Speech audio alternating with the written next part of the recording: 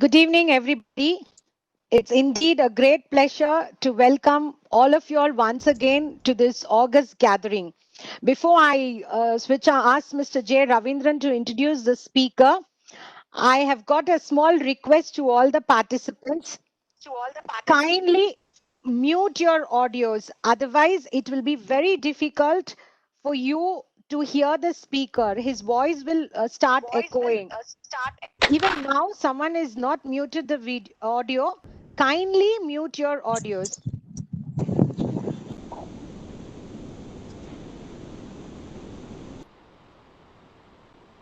Thank you so much for the cooperation. Yes, I can mute all the audios. I've just got a message. But then what happens if you accidentally unmute? I'll have to keep muting your audios. So that is the reason this humble request is made. I have muted everyone's audio, but as soon as you enter, inadvertently, many of you all unmute your audios. On to Mr. J. Ravindran to welcome the speaker of the day. Yeah, the speaker come. Good evening, sir. Sir, are you able to hear me, sir? Yes. I hope you can hear me. Yeah, I can hear you, sir. Yes. Good evening, everybody. I welcome Dr. Abhishek Manu Singhvi, the Senior Member of Parliament, for kindly accepting our invitation, for agreeing to address this e-seminar. Sir, I thank you, sir. I'm very grateful for it. This gentleman also needs no introduction. His profile is well known to all lawyers, but I have a duty and it's my privilege to say some few words about his profile to the lawyer community. Dr. Singhvi was the chairman of Parliamentary Standing Committee of Law and Justice. He was the youngest designated senior advocate in India at the age of 34, and he was the youngest Additional Solicitor General of India when he adorned that post. He was at 37. He's a well-known author, columnist, a visible media personality. Everybody can see him on television screens day in and day out. He is the senior most serving spokesperson of the Indian National Congress, and his columns have appeared in two well-known English dailies and have been published in two books, which is called as Candid Corner and Straight Talk, both with the foreword written by the former Prime Minister Dr. Manmohan Singh. He is also an occasional columnist in major Hindi dailies, which is namely Dainik Bhaskar and Rajasthan Patrika. Everybody knows that he was awarded the Global Leader of Tomorrow's Award by World Economic Forum, which was held at Davos in the year 1999. In every debates which comes from the Treasury Congress benches, he has been a forerunner, and he is the person who leads in almost every debates right from the year 2006 to till date. He has been the common factor in almost all landmark Supreme Court judgments spanning over constitutional law, corporate law, arbitration, and several other leading enactments. He supports many charities, including the Praya Center for Destitute Children and the Singhvi Scholarship at Trinity College, Cambridge. That apart, the sterling work done by him for over 12 years in Rajasthan from his MP-led funds, supporting nearly 400 projects in the field of health and education. He carries the legacy of his late father, and at my personal level, I have briefed him in many number of matters. In fact, at early times when I go to brief him, I would be wondering that whatever we brief, he will just take down in a single piece of paper, what is the impugned order, where's the page, everything he'll note down. Next day, he will be thorough with the paper book. I would be really astonished because the conference would be for 10 minutes. Next day, what we don't know, he will be telling from the paper book and the law. That is Dr. Singhvi, and he is fondly called as Doctor. Sir, once again, I thank you, sir, for accepting my invite, sir. Please address the August gathering, sir.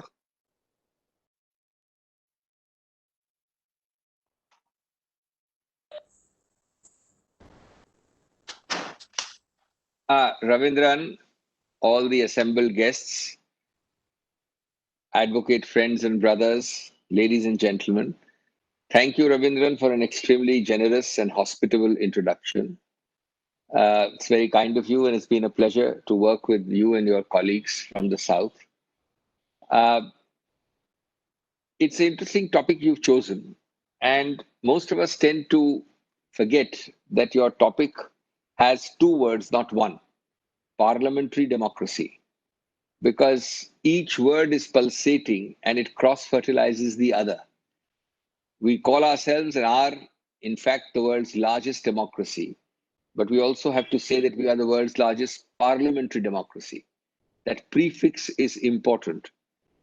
Parliament is, of course, one of the vital and main institutional pillars of our democracy. As you know, there are several non-institutional as also institutional pillars of our democracy. Sometimes the non-institutional, non-specified ones are even more important. So in that list, for example, there is secularism as a pillar of our democracy.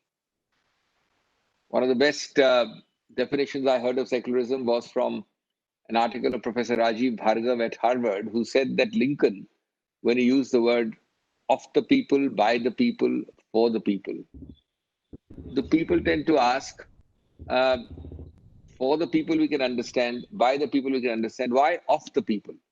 So he said secularism really signifies of the people, namely a sense of co-ownership, a sense of co-parcellary rights of everybody in democracy, to everybody. Without that, you cannot have democracy. Similarly, another non-institutional pillar of democracy, federalism. An amazing concept, not the word is not used in our constitution, but it is it's part of the basic structure of our constitution. It is something which manages diversities. It manages diversities in planet Earth's most diverse spot, namely India. It manages to channel the three Ds of dissent, dissatisfaction, discomfort, and channels them into manageable outlets by quarantining conflicts at the local, decentralized, or state levels. Similarly, a third non-institutional pillar of democracy would be socialism. The age-old debate, and by socialism I don't mean any ideology, but in an inherently unequally distributed wealth country like India, the concept is as to whether you will have distributive equity or growth equity, or one at the cost of the other. Not only how fast you will grow the cake, but also how well you will distribute the cake. Well, like this, as I said, there are many. But then you come to the institutional pillars of Indian democracy, and Parliament stands at the forefront. It's the paramount pillar. It is the paramount pillar of Indian democracy, along with other pillars.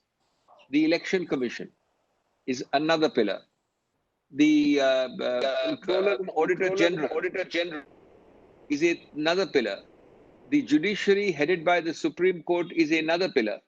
The army would be another pillar. A free press, the fourth estate, is yet another pillar. So it is in this context that we discuss Parliament today. Parliament and Parliament's place in Indian democracy. That's why the context is important. Let me start, friends, before I come to my reforms, because I do believe that a reform wish list of about 10, 12, 14, 15 items, which you and I wish we could reform and make our parliament and our parliamentary democracy stronger. Before I come to that, let me start with a very simple question, with which I start some of my other lectures, both abroad and in India. And that simple question is, please ask yourself, you, each one of you, lawyers and non-lawyers, men, women, why is it that India is the only country which has remained a vibrant democracy, having emerged from the yoke of imperialism in the late 40s? As you know, between 1930s and 60s or 1930s and mid 50s, about 30 to 40 countries emerged from British imperialism, from Dutch imperialism, from French imperialism, from American imperialism, from Belgian imperialism. These countries are scattered around Asia, Africa, South America, Australasia. Out of these 30, 40 countries, over a period of 25, 30 years from 1930s to 1950s, all became independent from these imperial powers. But only one country, India, remains a vibrant democracy. Is it not an amazing question, an amazing facet? And if you ask me, the wrecks and ruins of constitutionalism litter the landscape across Australia, Africa, South America, and India remains a shining exception. Question is, if I ask you how, why? Well, my quick answer is, I have no answer. My second answer is, maybe sheer good luck. My third answer would be that perhaps we got the sequencing right. Sequencing means we got Gandhi before Nehru. There is no better agitational politician who could use the atom bomb of ahimsa to get us independence. Nobody else could have, with this vast power, got us independence other than Gandhi. And equally, there is no one better than Nehru, that much vilified Nehru, that Nehru who today you are told that if you sneeze, the cold is given to you by Nehru. That's what the people tell you today. Well, there is possibly no one to have that large-heartedness, that magnanimity, that spirit of democracy in him than Nehru did to preserve, embellish, and enhance our newfound democracy in 1947 and 1950. So I think this combination of Gandhi followed by Nehru is the real answer to my simple question. Well, friends, let's now turn to the topic. And what I will do is, I will give you a few preliminary points about the good fortune and the nature and the spirit of our parliamentary system. The inherent nature on how our parliament functions, and then come to my wish list for reform and tell you 10, 12, 14 points where I think we need to reform parliament. But first, friends, let me tell you, what is the essence of parliamentary democracy? The essence of parliamentary democracy in the first place is not facts, figures. It is not rules, sections, articles of the Constitution. It is the spirit which you have to understand. When I sit in Central Hall of Parliament some years ago, frequently there would be the head of party X in front, prime minister on the left, somebody on the right, and there would be a complete bonhomie and openness about speech. Can you imagine that Nawaz Sharif and Ziaul Haq can sit in the same Central Hall? Can you imagine that the two or three ladies of Bangladesh, the present incumbent and the other persons who are in opposition, can they be in the same Central Hall of Bangladesh? This is the spirit. Can you imagine that Mr. Vajpayee picks up the phone and congratulates Dr. Manmohan Singh? Or can you imagine that Sonia Gandhi picks up the phone and congratulates somebody else? This does not happen in other democracies. And these are facets of Indian democracy. Obviously, they're so common and obvious that I am referring to the obvious. But they need to be underlined and emphasized. The obvious needs to be underlined and emphasized because we take it for granted. It is this spirit of democracy which we have to preserve. That is why I'm extremely concerned that vendetta politics or a certain narrowness of thinking, which has creepingly grown across the country over the years, is something which is antithetical to Indian democracy. It would be the beginning of the end of parliamentary democracy to allow that narrowness to get entrenched, or to allow that feeling of vendetta. I know that in one sense, your state has had that facet over the years. I know that a state in East India has had that facet. I know that it has traveled partly to a state in northern India. But at the national level, it is unfortunately a new development. And I think it should be eschewed as quickly as possible to preserve this valuable, highly valuable facet of parliamentary democracy. Before I come to my reform wish list, let me just spend a minute on the multiple roles which Parliament plays. Parliament, obviously, the first role it plays is to pass laws. You wouldn't have a parliament if you're not passing laws. Second, it is intended to be a forum for fierce, open, and fair discussion. In that sense, it has been called the temple of democracy, and more accurately, the grand inquest of the nation. It was called the grand inquest of the nation. There is no bigger commission of inquiry under any act than our parliament. Third, it is supposed to symbolize and signify the assent of India's humongous, diverse population to decisions of governance and legislation. So it's a symbolic assent by you and me that these laws, these decisions have our assent. And last, the grand inquest of the nation, which I said, is an extremely important role to ask, to inquire, to question, to warn, to tell you of the pitfalls, to lay down the roadmap for the future, to guide you. That is also a role of parliamentary democracy.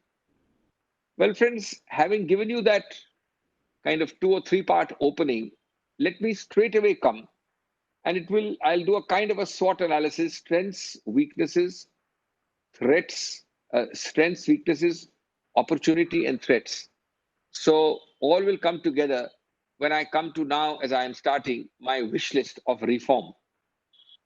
And in the reform, you will find what is wrong and how it should be reformed. This is, of course, a private wish list. It is not something which I expect will be done immediately or in the foreseeable future.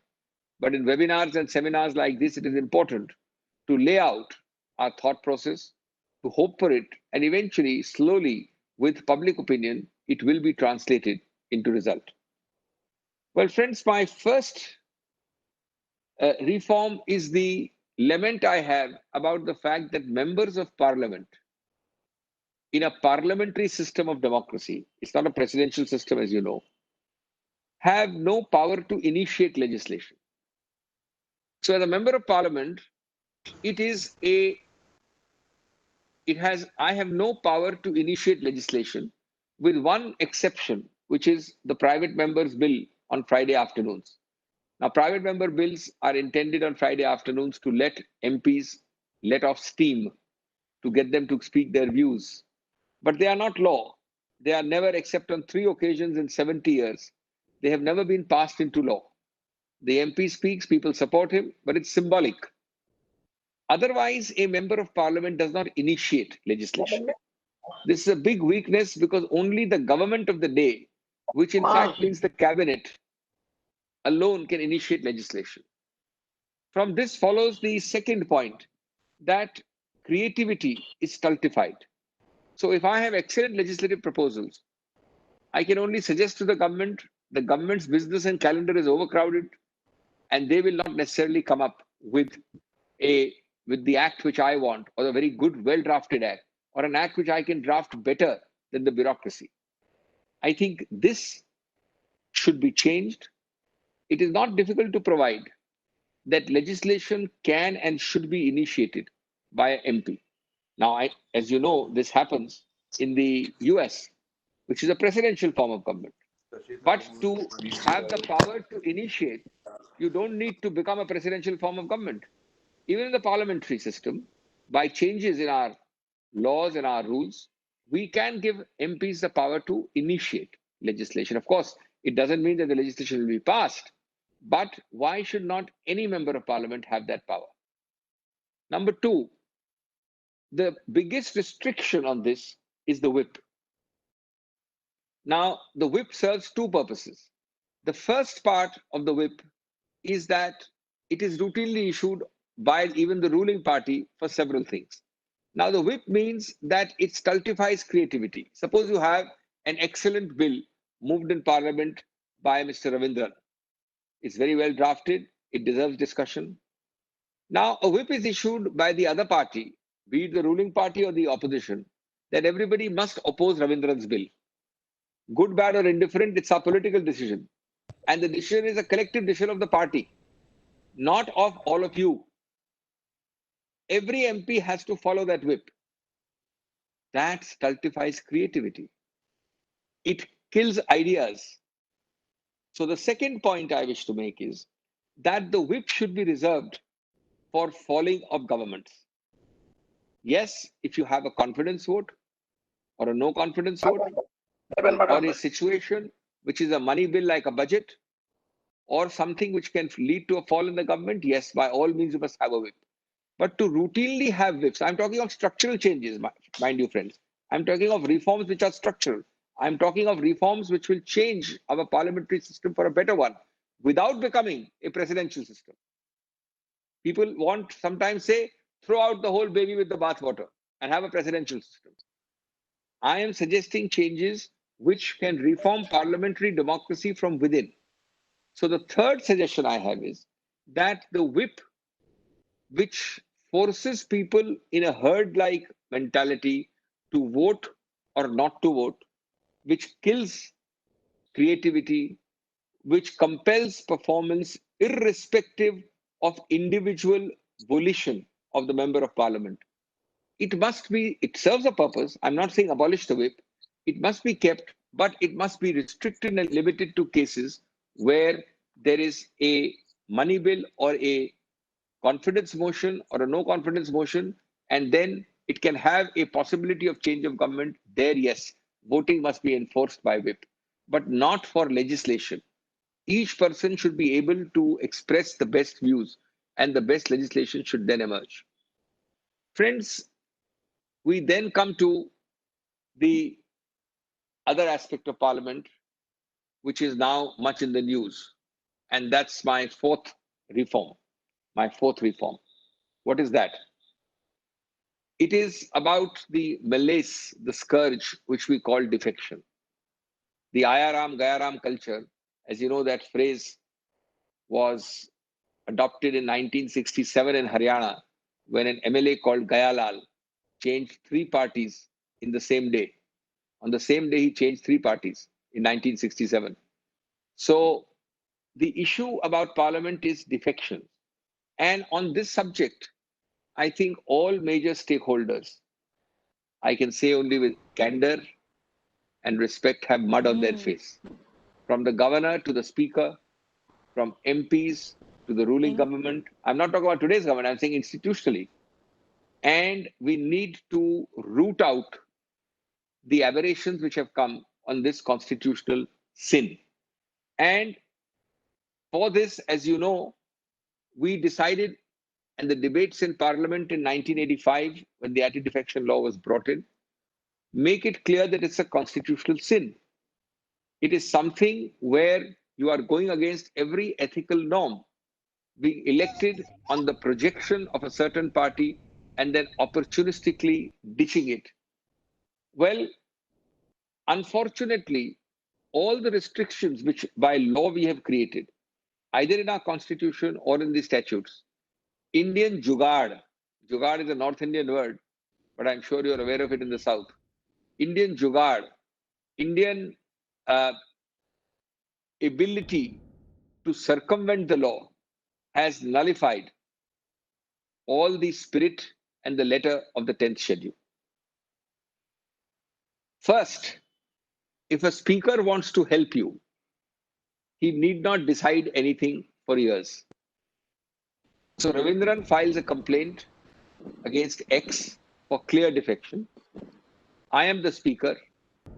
X is valuable to the ruling party or belongs to the ruling party or supports the ruling party. Since I am the speaker, I will simply keep Ravindran's complaint pending with me for 2 months, 3 months, 4 months, 1 year, 2 years, 3 years, and not decide it. By not deciding it, I'm allowing you to enjoy the fruits of your defection. The reverse is equally true. When the political equation suits you, you will decide it within 3 days, 5 days, 7 days. This is the problem. And you have some very egregious cases where I have been myself appearing. You have examples from Tamil Nadu, where the speaker's decision has been footballed for years. And it has been footballed from the speaker to the High Court, then from the High Court back to the speaker, then again it has gone to Supreme Court, and the Supreme Court decided it by not deciding it in time. So by then, all the effect of the benefit or the adverse use of that defection was enjoyed by the people involved. The other jugaad employed by our very, very clever political persons is the jugaad of resignation. So, therefore, I engineer a defection. I get defections. And the defections are done by simply getting en masse a number of legislators not to defect, but to resign. And the resignation effectively reduces the strength of the House from, let us say, 100 to 80 or 75 or 85. It therefore creates an artificial majority for one group. That majority overturns the government or forms the government by that artificial majority. The resignees, those who have resigned, are not heard because they are not hurt because they are offered ministerships. And they therefore effectively change the government by circumventing the defection law and also get the fruits of their constitutional sin by becoming ministers later on. Now again, here it is very clear that this is an Indian jugaad which has rendered this whole parliamentary democracy, parliament being the heart of it, nugatory. The third vice which has come in this system, and I'll give you a solution to all of them, is the governor's post. And I have no hesitation in saying that what you are seeing currently in Rajasthan is the most extreme example of gubernatorial distortion, governor's distortion and abdication. I think unless you are frank and open, we will not realize it. And let me tell you, in law, I'm not talking politics, but law has to be stated to show how actions are completely a decimation and murder of the Constitution. Under Article 174, a governor has no powers except to call a session the moment the cabinet tells him. If the cabinet tells him a second time, there is no vestige of doubt. The governor is not a participant in the assembly. He's only an ornamental, a formal gatekeeper. Ambedkar in the Constituent Assembly said, the governor is so nominal, symbolic, and ornamental. I'm quoting his words. I'm quoting him. He's so ornamental and nominal and symbolic that nobody will stand for the post. So we have to nominate him. Well, the governor is like a gatekeeper to a playground. He opens the gate in a formal sense, but he cannot come inside and play.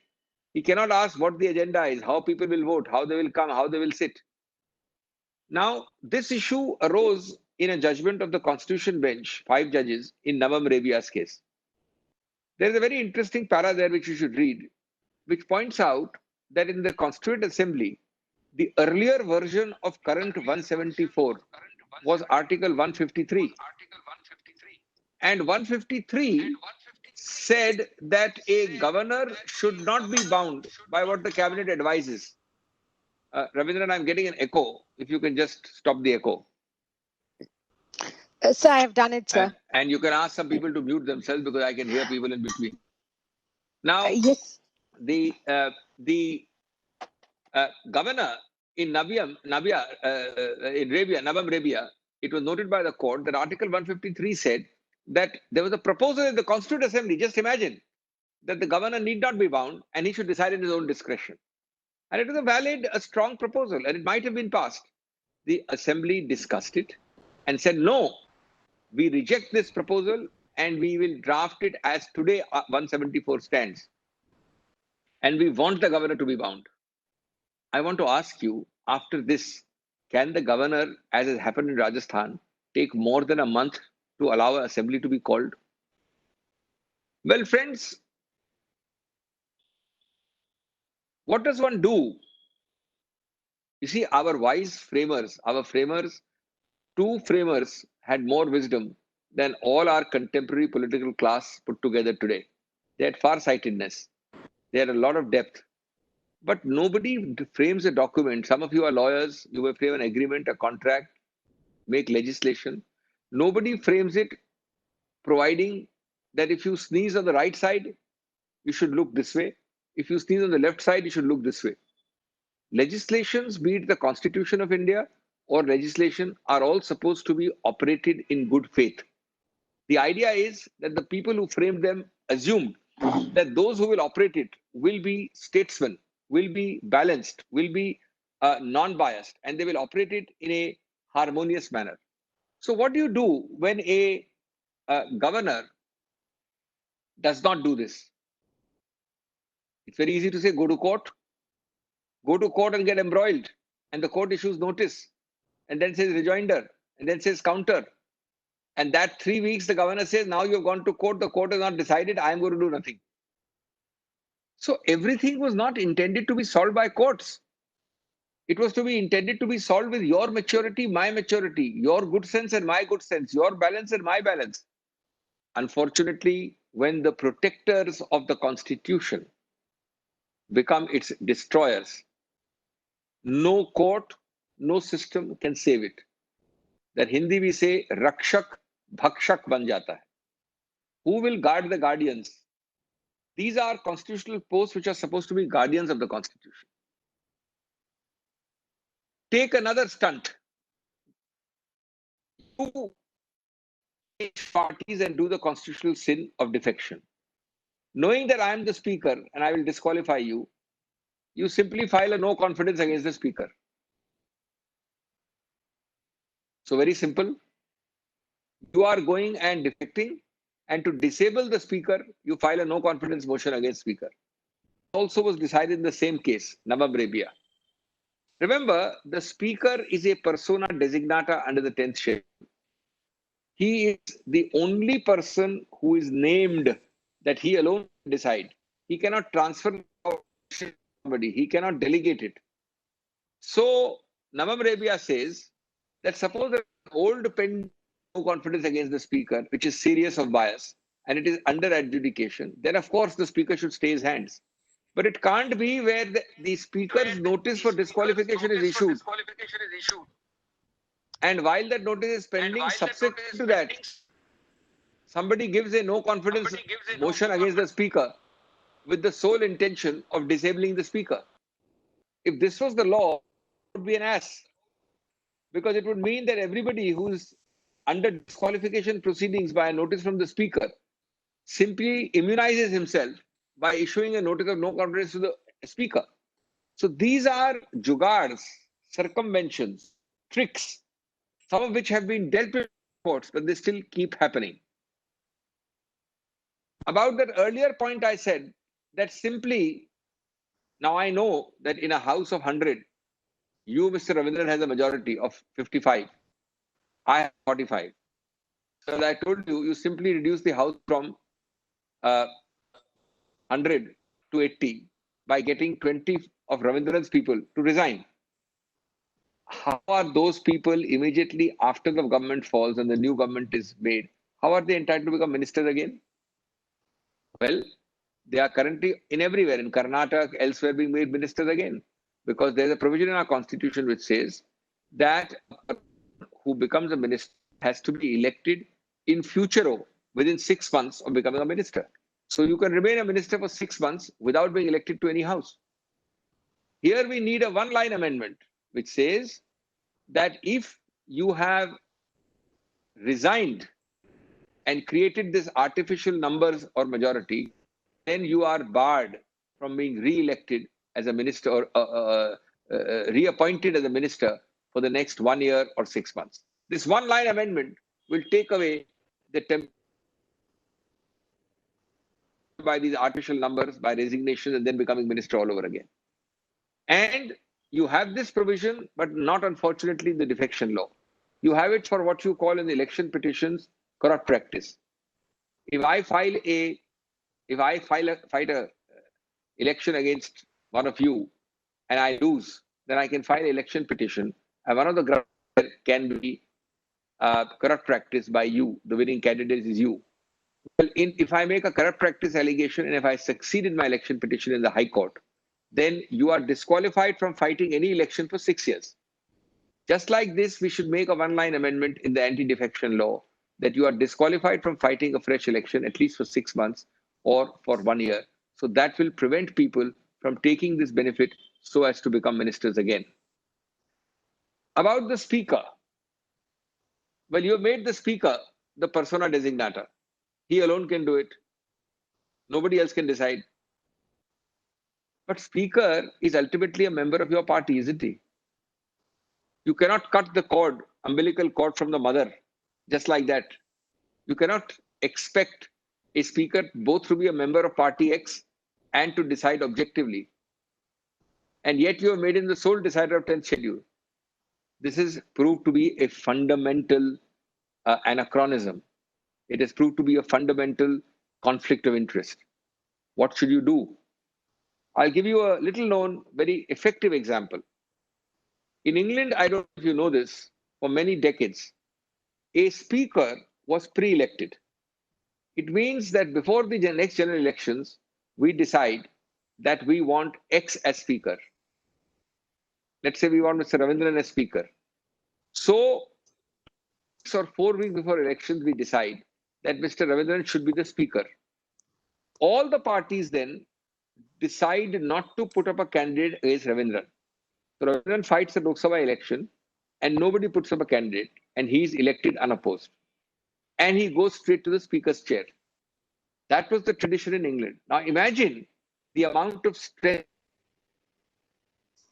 authority which it gives Ravindran to act like a dispassionate, objective speaker if he's elected in this fashion. Imagine. Then he can be an effective adjudicator of the 10th schedule. This happens in England, which is from where we borrowed our system.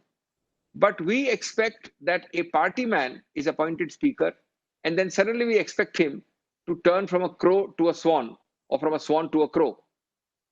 How does it happen? It doesn't happen in real life. Then, friends, my 7th or 8th reform point. I think it's time that you decide fundamentally. We are all talking about parliamentary democracy, and in parliamentary democracy, this constitutional sin of defection occupies central space. You have to decide whether defection is at all a sin or not. Innumerable Supreme Court judgments have decided it is a constitutional sin. Right or wrong, our legislature has made a value judgment. The value judgment is that you will not change, even if you're independent. Suppose I'm elected as independent. I can't change and join the AIDMK or the DMK. That is a change of party. And therefore they say that once you have decided that defection is a sin, then let us make it simple to avoid all these jugards, all these circumventions I told you. Another circumvention going on nowadays is that if you violate a whip inside the house, you are guilty of defection. But if you don't attend party meetings, if you violate a whip for attending party meetings outside the house, you are seen doing this and that, then you cannot be hauled up for anti-defection because that will be a violation of free speech. Well, friends, there are many ways to defect. Defection is not only by violating my whip on the floor of the house and joining and voting the other way. Defection is also by repeatedly not attending my party meetings. Defection is also by talking. Now, just consider this interpretation of the defection law will mean, just consider this interpretation of the defection law will mean that in a very strange case today, Mr. Pilot claims to be part of the Congress. He says there has been no voting. I am going away and living in Haryana with 19 people. I still want to be part of the Congress. I'm part of the Congress, but I won't attend a party meeting. We'll have this going on, but you have to consider me part of the Congress. How can any party function? Either have no defection. I have no problem if you abolish the 10th schedule. But so long as you consider it a constitutional sin, you can amend it again by simple change. Forget all this two-thirds, one-third. Forget the concept of split. Forget the concept of merger. As you know, originally when we started with the law, we said if one-third leaves, it's a split and it's allowed. Then we changed the law to say if two-thirds merge, then it's allowed. Now you have debates. Whether you have split, you have merged, whether you've gone here, gone there, forget it. You simply have a simple 10th schedule which says from a pre-elected speaker who will be the adjudicator, a list of activities which or something similar to that which will constitute defection. You make a list, not attending party meetings twice, not voting, hobnobbing defined as so and so things with the opposition, going to the governor and asking for a change of government. That's your definition. But make a simple definition and get away from these technicalities so that the law of anti-defection actually works. And we are not in a system of mere technicality. So today, the law of defection has been made into a zero. It was intended to be a hero for political morality. It has become a zero. Let me now come to my 11th reform. I made 10 points till now. Let's come to my 11th reform. We're talking of parliamentary democracy, and I'm giving you suggestions for strengthening, improving, and making qualitatively better our parliamentary democracy. My 11th suggestion is that the sittings of parliament are far too few. And I don't mean parliament, I include assemblies. Parliament actually is a little respectable because parliament sits for, or at least the scheduled sitting is about 4.5 months. 4.5 months in a year. But do you know the sittings of assemblies? Overwhelmingly, not more than 30 days in a year. Some have 20 days. Some have 35, 40 days. Overwhelmingly, the average is 30 days or less. So, a assembly, which is the democratic assent of the people in a democracy, which takes all decisions about democracy, sits for only 30 days a month. I think this has to change. There must be a minimum of 6-month sittings. The real problem here is not parliament, which is still not too bad, but the assemblies. But parliament also, its number of sittings should be increased. I now come to my 12th point, which is a related point to sittings, which is disruptions. Now, disruptions really make parliament look like Emperor Nero of Rome. Parliament is fiddling while the country is burning. And it's not good optics for parliament and parliamentarians to look like this. But what is the solution? We keep on lamenting, we keep on lecturing, we keep on sermonizing, we keep on giving sermons. The real problem is that the problem arises from two facets. One, the facet who will guard the guardians, because disruptions are caused by those who make the rule and the law within parliament. You and I are parliamentarians. We are the ones who make the rules about disruptions, and we disrupt also. The second facet is that who is willing to be unpopular? Let me explain. If you do these two facets, you can solve disruptions. Today, some of you are lawyers. I believe there are lawyers in this gathering. It's very much like the Brahmastra weapon of costs you have. In the Civil Procedure Code, you have costs. But costs are highly underutilized. It's a very potent weapon to combat adjournments and delay. It has been there from the last 150 years in our CPC. But do judges use it? Hardly. Judges don't want to be unpopular. It's now used, but very limited. Similarly, if chairpersons and political party leaders don't mind being unpopular, only 3 things are required to be done to end this scourge of disruptions. One, proportionate cut in salary for any member of parliament or assembly who comes to the well of the house. So if I go to the well of the house, that day's salary, 1 out of 30 days, proportionately will be cut. Second, if I keep on persist on doing that more than 3 times, they are all rules you can implement. The problem is not the rule. The problem is the implementation or the lack of it. Then simply you'll have to use the marshals to first suspend for a day. Simply suspend and remove for the day. If, however, I persist and do it a second or third time, then maybe you will suspend me for the session, entire session. And thirdly, you could have a penalty that if you do this kind of behavior, you would not be considered for any post of deputy chairperson or chairperson of the parliamentary committees. These three simple things are already there in one sense, but nobody enforces them. The chairman would be unpopular if he enforced them. The deputy chairman would be unpopular. The political leader, party leaders will be unpopular.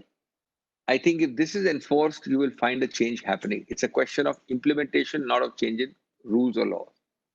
My 13th point relates to dilution and bypassing of parliament as an institution of democracy by the misuse of ordinances. Ordinances. You know, there are various ways of bypassing, like you do bypass heart surgery. This is a misuse of bypass to bypass parliament. Way back in the 70s, one Professor Vadhva made a very successful litigation on repromulgation of ordinances. He found in Bihar almost 40, 50 years ago that the same ordinance was repromulgated time and again. And the meaning of an ordinance is that parliamentary scrutiny of the law is obviated and avoided. So parliament does not get to scrutinize it. And today, unfortunately, most important legislations, even just before parliament is sitting, even just after parliament has sat, even in the session period, without real urgency, are being passed through ordinances. I think this is not by parliament, it is bypassing democracy. Ordinances have our articles 123 and 213 of the Indian Constitution provide for ordinances.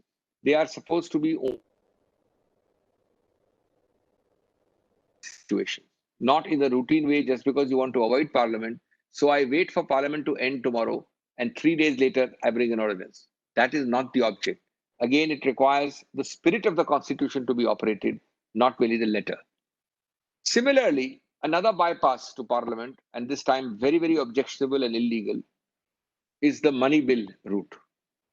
As you know, there is an article in our constitution called 110, which says that when a speaker of the Lok Sabha certifies that this is a money bill, and not the speaker, I'm sorry, when the government certifies and then the speaker certifies, then it will go to Rajya Sabha for discussion. But if Rajya Sabha does not agree, it will still be passed by the Lok Sabha. The final word is the Lok Sabhas. The money bill makes the Rajya Sabha, the upper house of parliament, redundant. It makes it superfluous. Now, how have you abused it?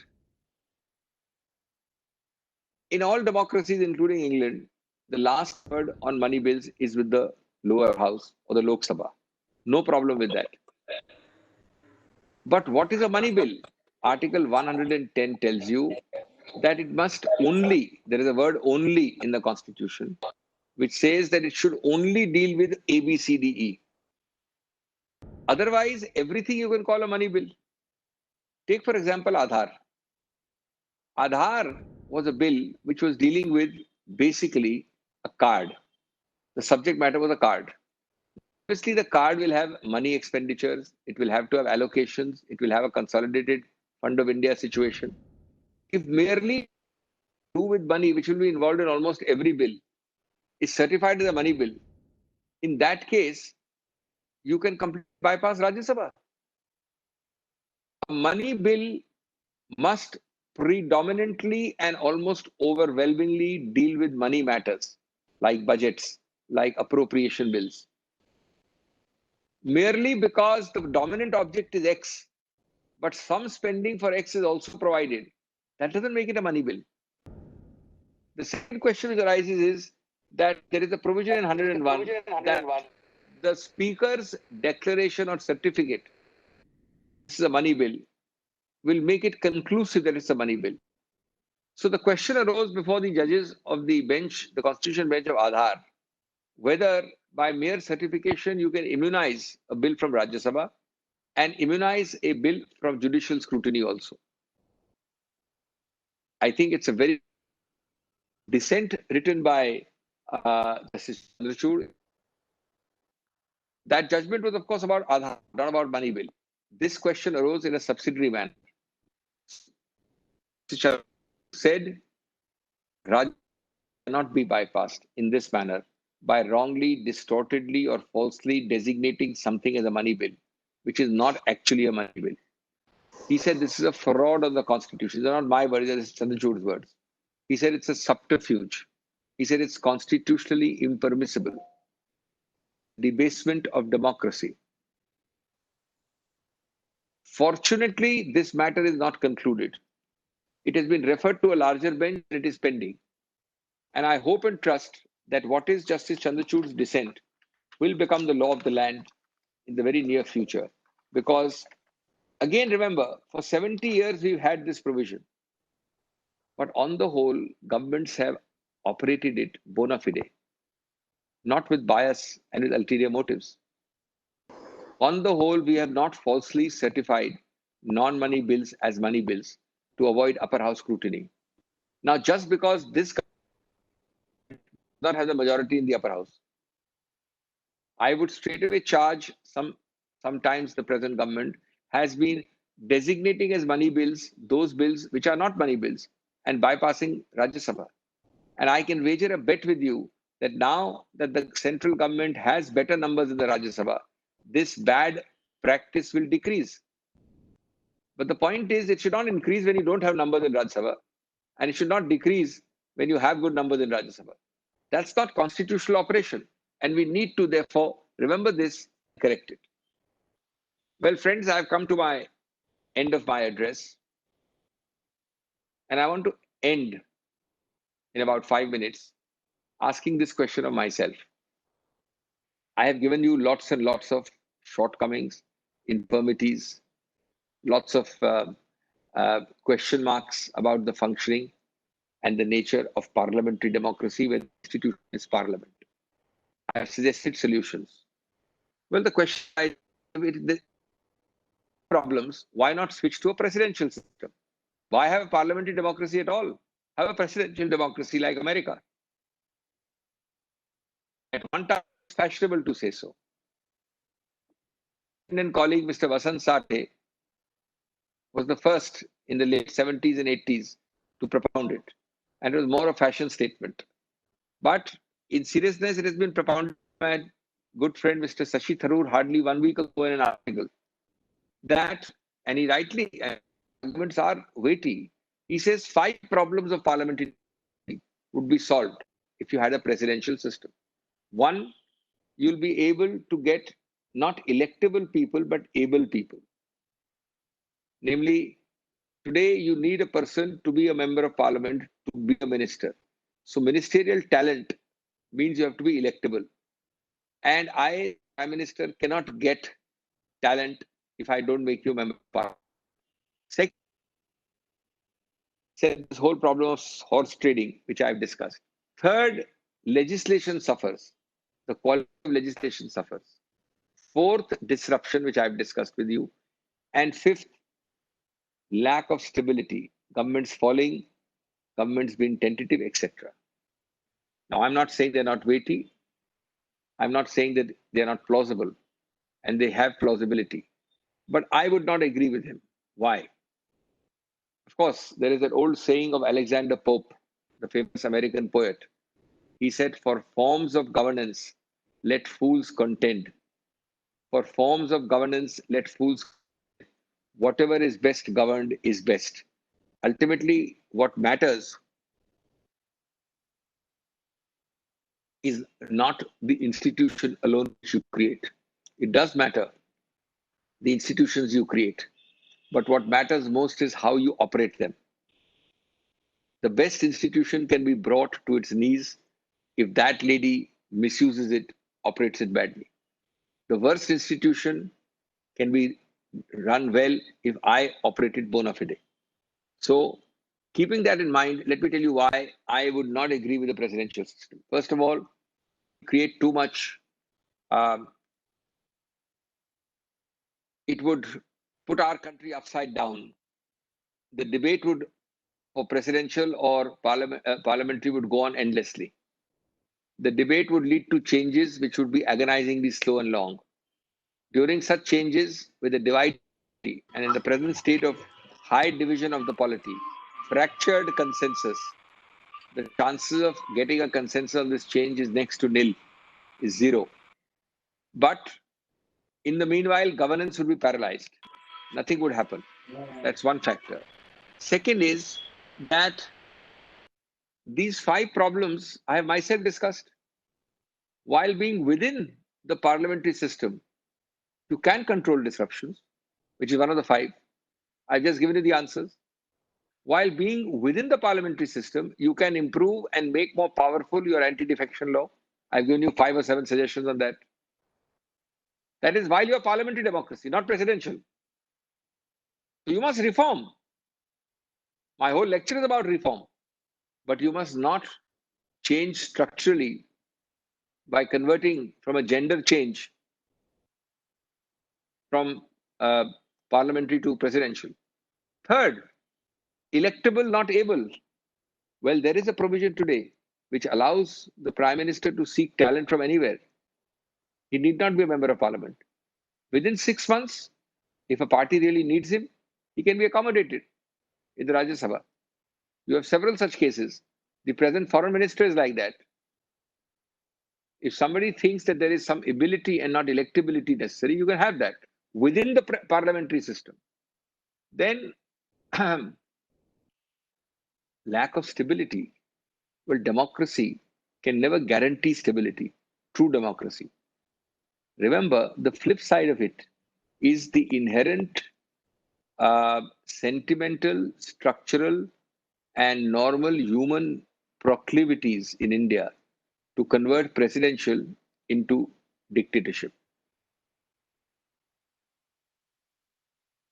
Today, our prime ministerial system is run virtually like a presidential system.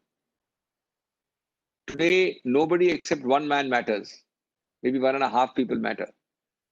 Imagine if you actually had a presidential system, you would formalize and legitimize it.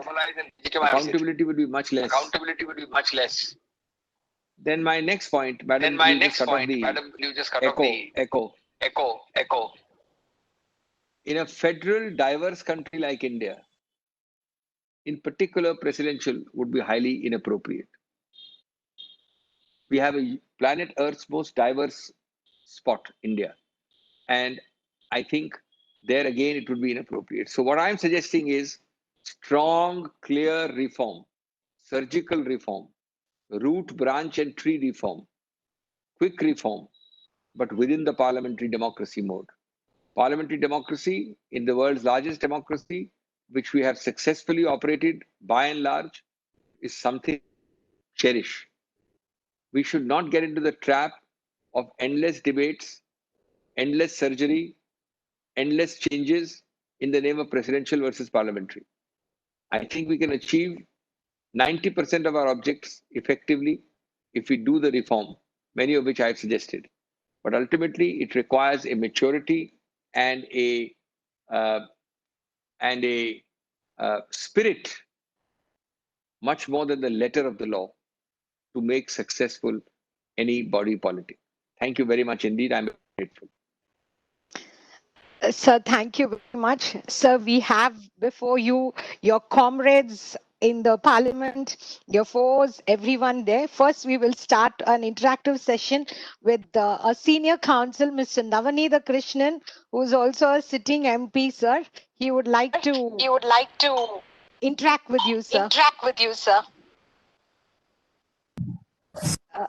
Navanitha Krishnan, sir. Sir, good evening. I am Very Navani. nice to hear. I am Navani Krishnan. Good evening, sir. I am Very very nice to happy hear your voice. to you. And also, I have taken down your lecture verbatim. So I am having a very big note, and word by I have taken note, and really wonderful. It is highly informative and highly educative, and you are the competent jurist to say about our parliamentary democracy. You have rendered justice for the topic, and also you have discussed the subject threadbare. I am really thankful to you, sir. You are always with the clear cut tone, voice, and also the message is Yaru. also very clear. I am not flattering you. I am telling the simple truth. The weaknesses of our parliamentary system and the strong points in our parliamentary system, and also you expressed your view that you are against the presidential form of system or government. So, and also the speaker to be elected even prior to election. That is your view, as I understood. So, it is a good suggestion, and also the defection and also our illiteracy of our Indian people and their poverty, and also the other religious sentiments and caste affection.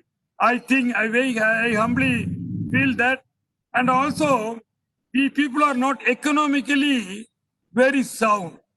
That is a very basic reason for all the defects in our system, or the ills, all the ills for our system. And definitely, I once again thank you, sir.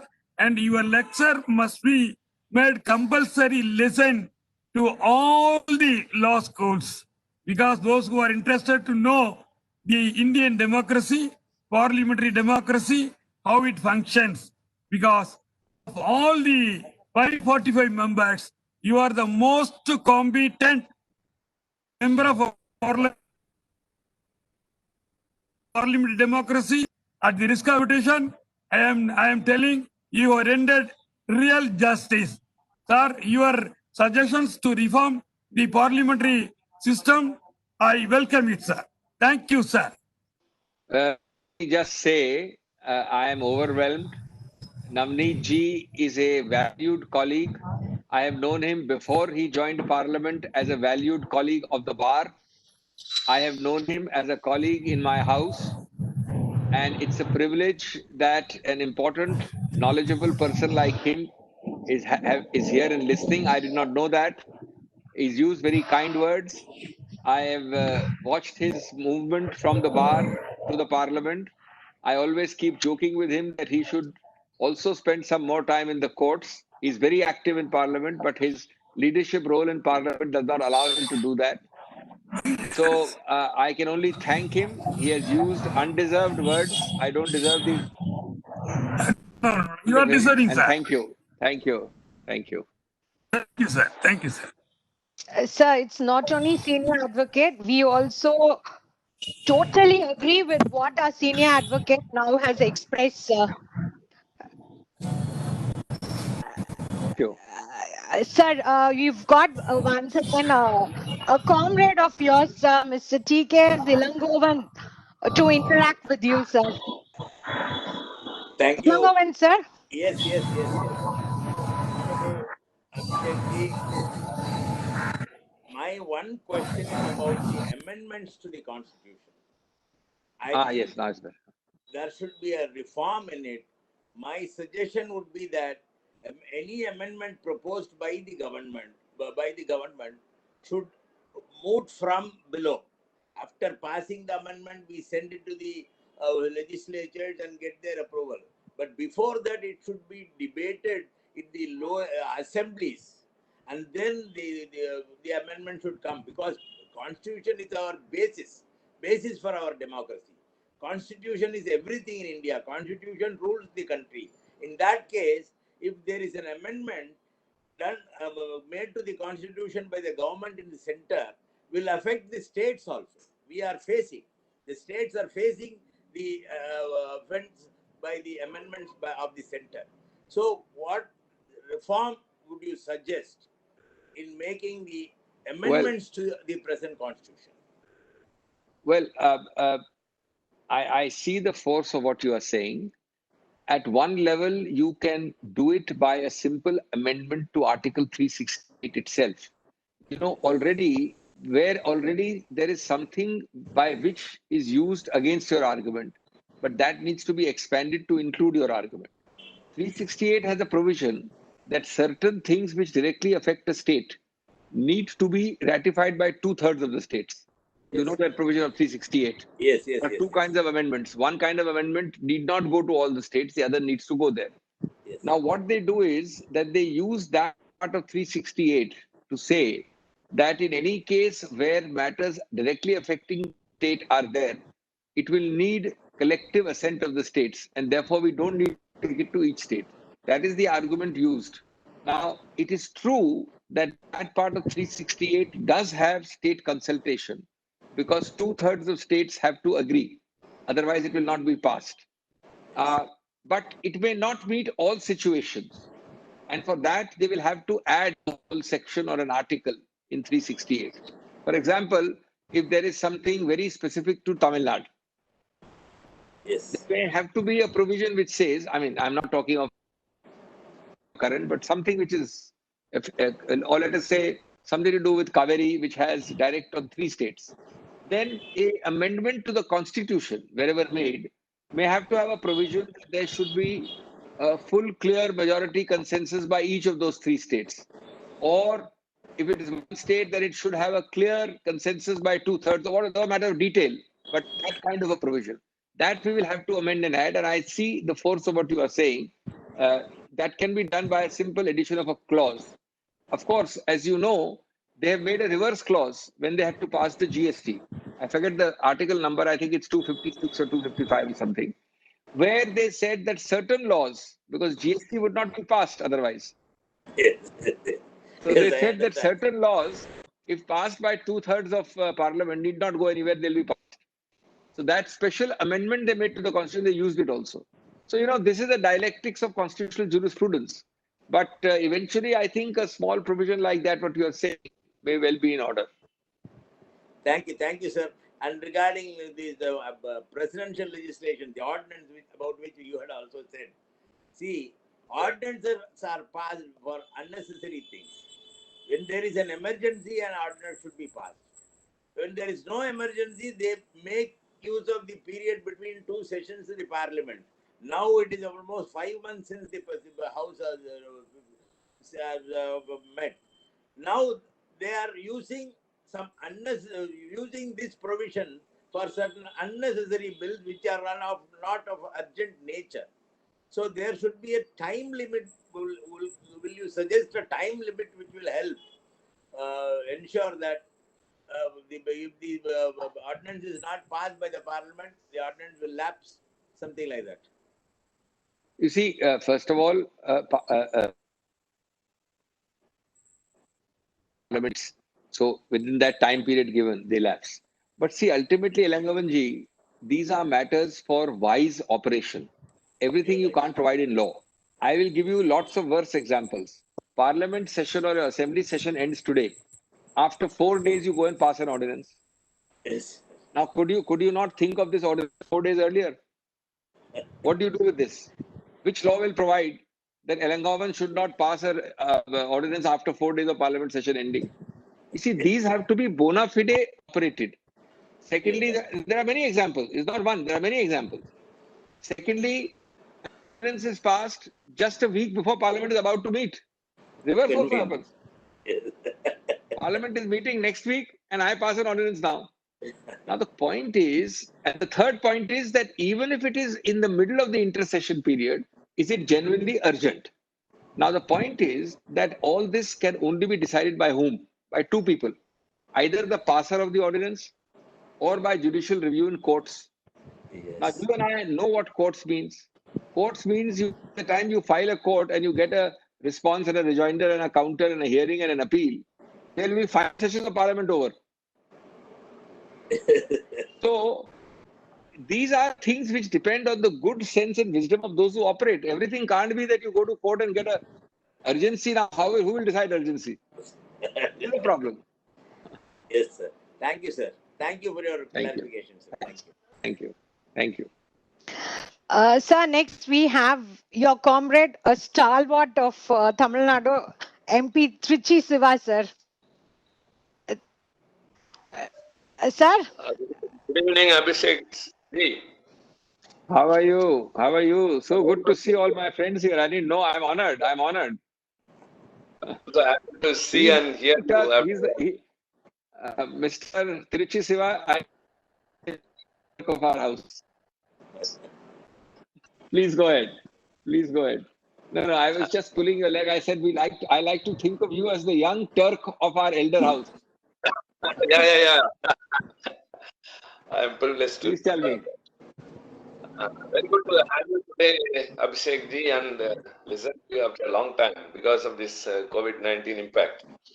And it's a very important topic we are discussing today, and you are the right person, of course, to elaborate all the queries which we people or others may have in the country. I got 1 or 2 queries. See, in our system of government, our constitution ensures federalism is the basic concept, and we have seen in the recent days many instances of erosion of federalism. And it's a big question only in the parliament because the executive is accountable to the legislature, and the role of the opposition in the parliament is very, very important, and this is one of the check and balance measures of parliamentary democracy. But as in the recent days, either this party or some other party, your party or something, when it gets a majority, the opposition loses its significance. However much the issue that has been taken up by the opposition is important or vital, by way of the majority the ruling party is having, they just bulldoze it off. And this is a very sorry state of affairs. And I would like to put forth 2 suggestions which you may express your expert views. For example, the number of seats which a party wins decide the majority in the parliament or in the legislature. The opposition will be less number of would have one less number of seats. But if you go for the number of votes secured, it will be very less. A very few percentage. Some people, even in Tamil Nadu, for example, 1% of the votes decides.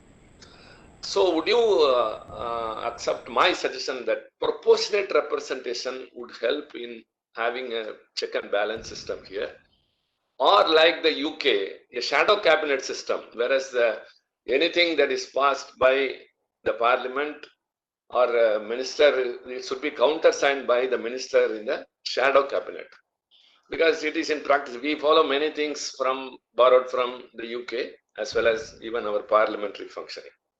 And second is, since the number of working days of the parliament has come down drastically in the recent days for many reasons, acceptable and unacceptable, the system of parliamentary standing committees are there in practice for the scrutiny of the bills.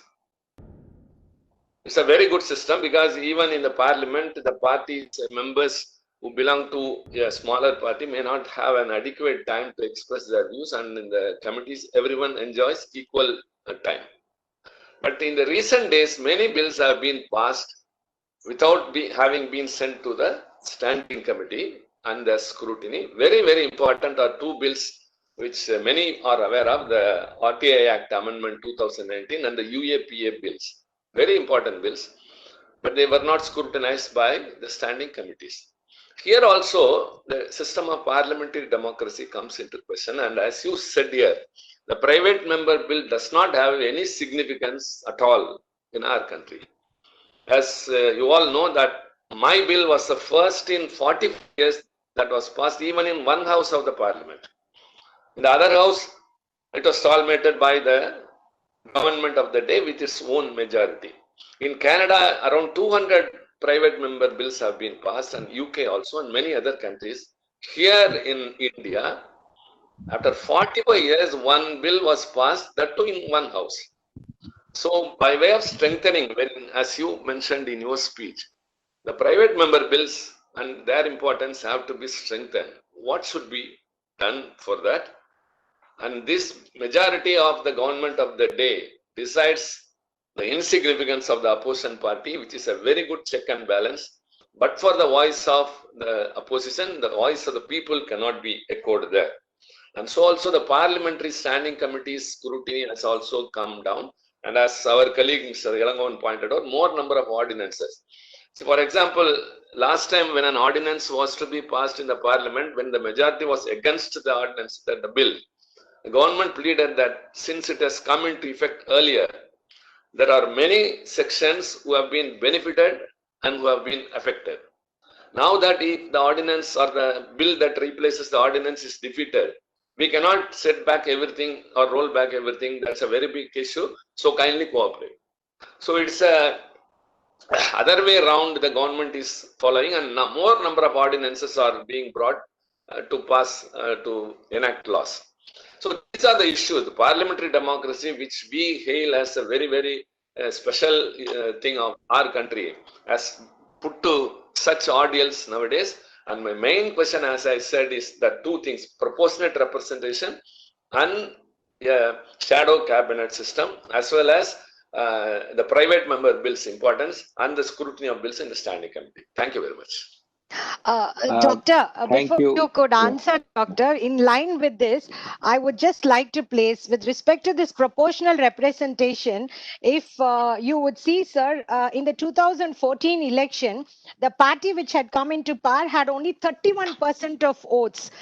If it would have been a proportional representation, they would have got only 170 seats in the parliament, which would be short of majority. So, Doctor, it would be nice if you could even discuss about it, Doctor. Now why I value Tiruchi Siva's views in and out of the house. He has made not one, but actually 5 excellent points. And let me deal with them all one by one. I'll come to proportional representation last, which is probably his most important point. I'll come to it last. Shadow cabinet. I've been a strong votary. I entirely support him. I think it's an important part of reform. Perhaps it should have been part of my lecture also. So far as to say that there has to be a virtual veto power in the shadow cabinet. That would be taking things too far in the Indian context. But first and foremost, we have to understand that we have to create shadow cabinets. At the moment, parties are struggling to have shadow cabinets. I don't know if anybody, you may have informed, I don't know of any party which really follows a shadow cabinet system at all. Regional level also. Now, it all comes down to a simple point in India: egos. Fear. If you are able to choose people, if I decide that ABCD is part of my cabinet, I don't see any hesitation.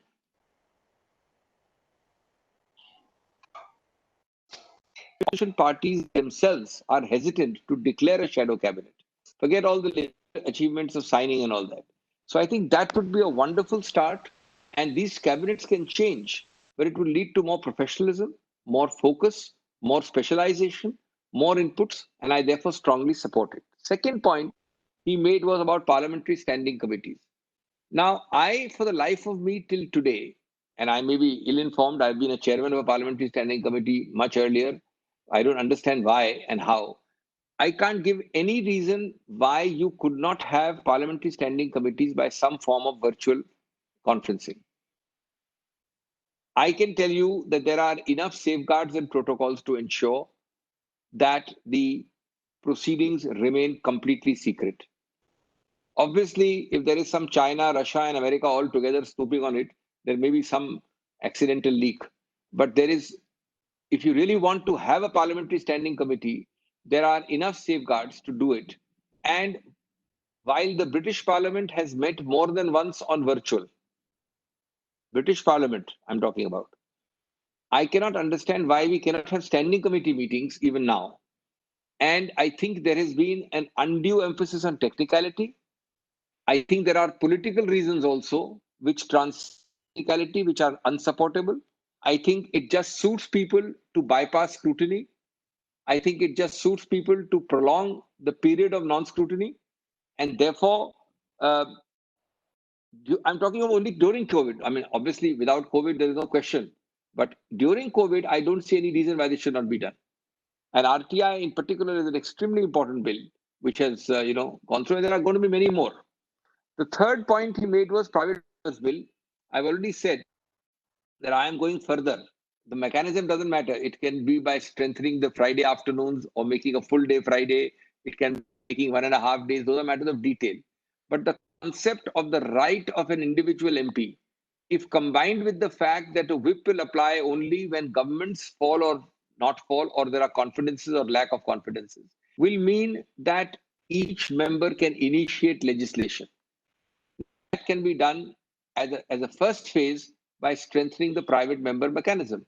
And I mean, Canada or Australia or other countries are also very similar to our parliamentary democracy in terms of broad structure. If there the number is so handsome. So there is this remarkable convergence between Tiruchi and me for these 3 points. Now we come to ordinance. Of course, I already said it depends on the maturity. I don't think courts can interfere with the frequency with which people pass ordinances. I think over time a culture has to develop. It's ultimately a culture. When parliamentarians themselves across party lines start speaking out across party lines, then the exercise of power will become less. Now let's come to the most important point. I think there are countries across the world with not one but 2 or 3 models of proportional representation. As you know, in Europe, there are countries which have very complicated models of proportional representation. Italy being one, which has a election, then a second runoff, then a third runoff. And that's an iterative process till somebody crosses. I think that is probably the most logical, but the most logical is not the most logistical or the most desirable. In other words, in those systems, you keep on having elections till you cross a certain minimum.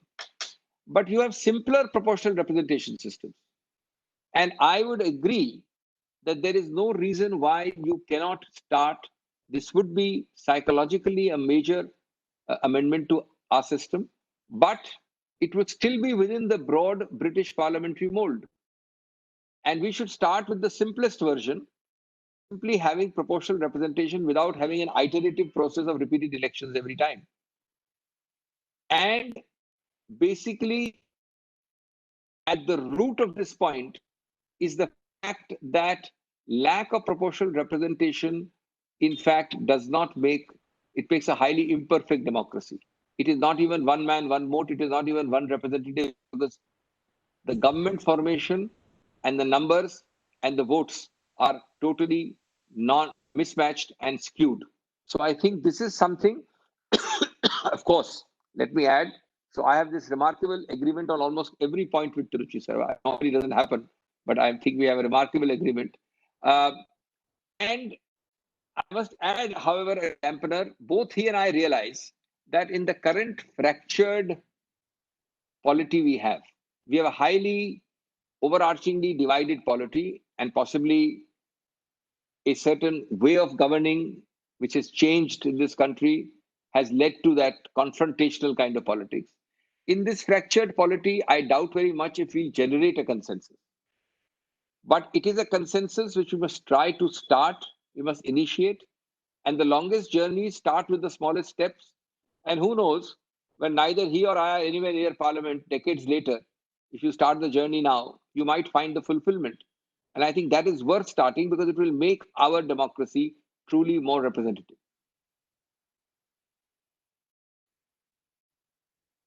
Thank you. Sir, thank you so much.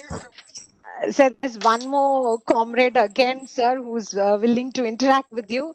It is MP Ravi Kumar, sir. Ravi Kumar, sir.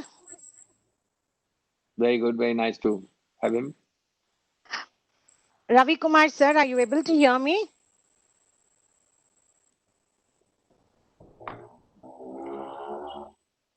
Sir, I think he's I'm sorry, sir. You've got one member of legislature, Elil Arasan from Kanchipuram, sir. Yes. Elil Arasan, sir.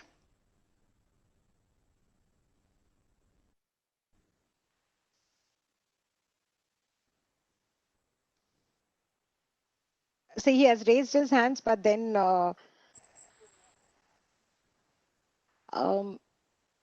anyone else who would like to interact with the doctor? Please. Can I? Good evening, sir. Good evening, sir. Dinesh. Yes. Sir, firstly, when you are talking about parliamentary democracy, so one facet of parliamentary democracy is the uh, party democracy also. So the intra-party vis-a-vis swords of Damocles, that is 10th schedule defection. So what is your point on that? Because secondly, sir, as you said, para 5 of the 10th schedule makes it very explicit that the word voluntarily giving up only means resignation. But the court's giving the interpretation for the very same word in so far as the para 2 is concerned for the members, a wide interpretation. So, what is the reason behind such a rationale behind such a discrimination between a speaker and a normal member? Because para pi gives a very restricted meaning.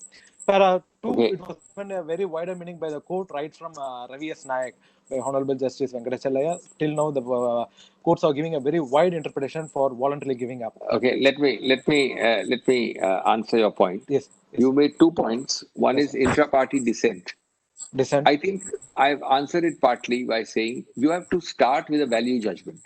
You have to start with the judgment whether change of party affiliation in any form, by sabotaging the party from within, by bringing down government, by being a rebel, by not allowing it to function, by joining another party, etc., etc., or enabling another party to succeed over yours, whether it's a constitutional sin or not. You have to make a value judgment. Obviously, there are countries which have no anti-defection law. There are countries indeed which don't understand defections at all. People don't defect. We made a value judgment in 1985. When you read the debates, there's a very across party lines, a consensus that it's a constitutional sin. Thereafter, from 85 till now, in 40 years, there have been at least 10 Supreme Court judgments which have called it a constitutional sin, an ethical and moral abyss. So once you make that judgment, you have to stick by it. See, once I make a judgment that murder is bad, then I have to do everything possible, laws, subsidiary rules, etc., to make sure that people don't get around with murder by evasive circumventing tactics. You can't say on the left hand murder is bad, and then you use technicality to say this is not murder at all. Now, once you do that, then I think we all understand intra-party dissent. It happens every day. But if the dissent reaches a point where a person is hobnobbing, let me say that you call yourself a dissenter. Let's be very frank. Let's take the pilot case. I think that's the best example. Yes. Pilot says, I don't like the chief minister. I don't like what's happening in the party. I'm staying at a resort in Haryana, but I'm still within the party. And I will not come for any party meeting or any legislative party meeting also. You have a legislative party meeting 4 times, he has not come. Right? Yes. Now, at one level, it's a dissent.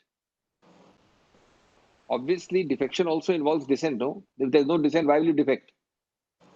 But at another level, how do you manage a 10th schedule if you allow this to go on? Can any party, forget Congress, any party function with 19 of you sitting in a resort, not coming for party meetings, openly criticizing the chief minister, making a situation where the government is on the edge of a fall? And I'm not talking of inside the house whip, I'm talking of outside. Outside. And the speaker cannot even take action because you're saying, no, I'm on dissent.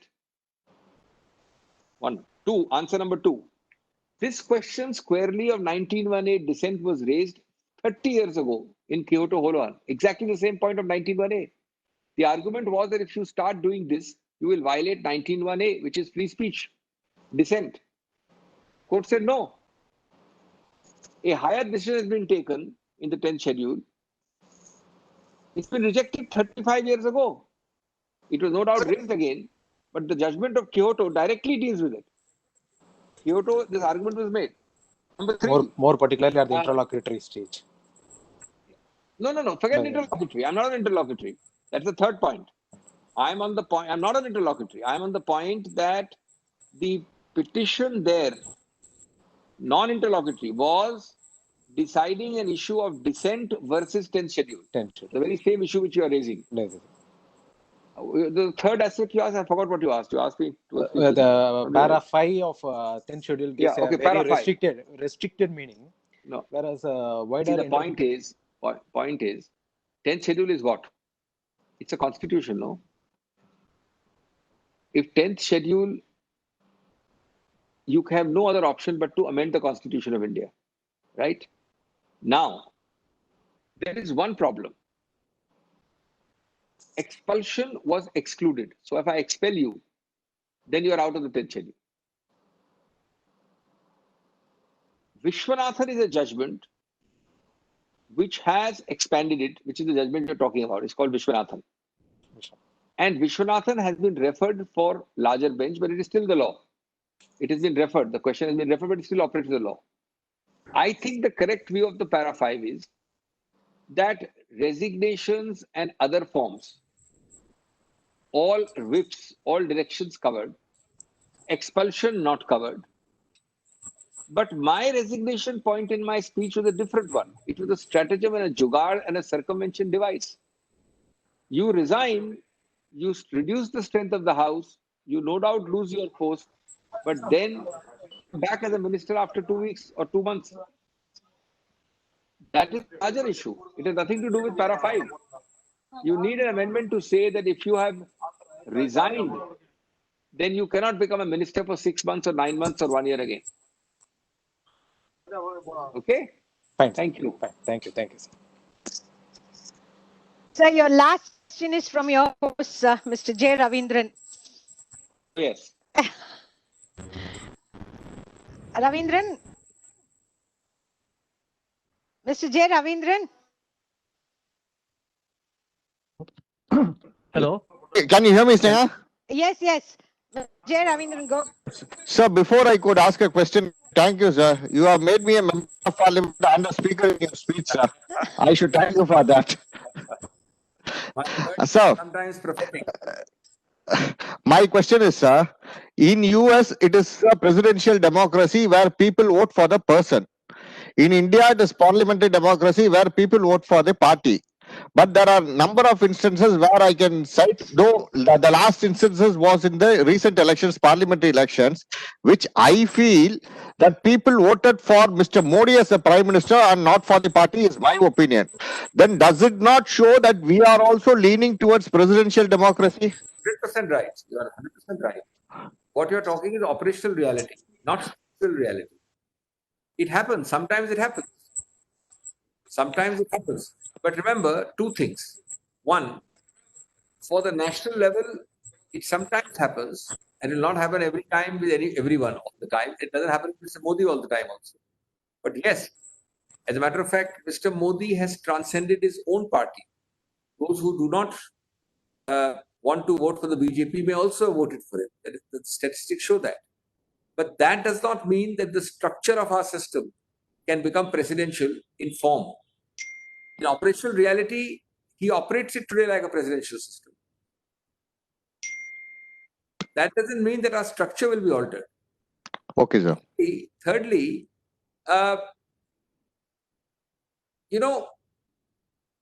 these are temporary phases, transitional phases.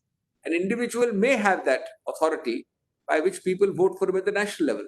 The same people who vote for you at the national level think twice, and the same people who vote for the national level vote against you at the local level. Yeah, it happened in Tamil Nadu. Therefore, people make intelligent distinctions. Not only Tamil Nadu, many other states. And I think ultimately we are not talking individuals. This is a phase in Indian politics where you may be right. The next phase may not be. We are talking of the structure we have. Tomorrow you suddenly in a hurry try to change to presidential. You will spend at least 2 years arguing about it in India. Governance will be paralyzed. and then you come up with presidential, start having all those problems all over again in different form. Then you start complaining again to revert. So I think, as Alexander Pope said, for forms of governance, let fools contend. Whatever is governed is best. If you improve your governance here, you will solve many of this. If you don't change your habits today, I can guarantee you can make all kinds of presidential models. It will be the same mess because your habits have not changed. Correct, sir. Thank you, sir. Sir, after Senior Advocate Mr. Navanitha Krishnan and Member of Parliament had addressed you, I have no words to thank you, sir, because he had thanked all of you on behalf of all of us, sir.